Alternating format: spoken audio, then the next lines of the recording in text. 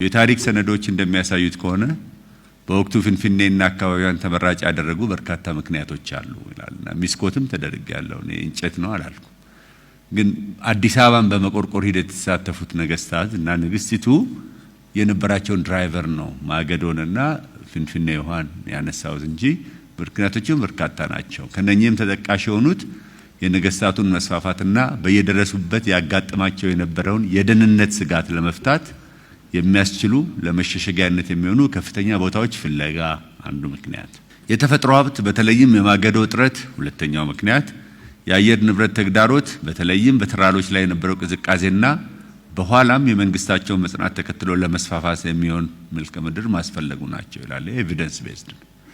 እቴጌ ጣይቱ ባቀረቡት ሀሳብ መሰረትም እንጦጦ ተራራ አካባቢ ሰፍሮ የነበሩት ንጉስ ምኒልክ እና ባለሟሎቻቸው ወደ ሜዳውማ የፍንፍኔ አካባቢ በመውረድ እንዲሰፍሩ ወዘተርፈ ይላል። ግን መግቢያውን ይዩት ላይ በ1880 በቅንብ 79 መጀመሪያ የዘመናዊቷ ኢትዮጵያ መስራቾች የነበሩት የአዲስ አበባ የንጉስ መቀመጫ ከተማ በኮቴሽን ያስቀመጥኩት ከተማ አይደለም በወቅቱ እንድትሆን በበርካታ ምክንያቶች የተመረጠችው የያኔዋ የነቱፋሙና የናብቹ ገላን ቀይ ፍንፍኔ ይሄ ኤቪደንስ ቤዝድ አርጊመንት ነው። የዚህ ታሪክ ጭቅጭቅም የተዘጋ ፋይል ይመስለኛል።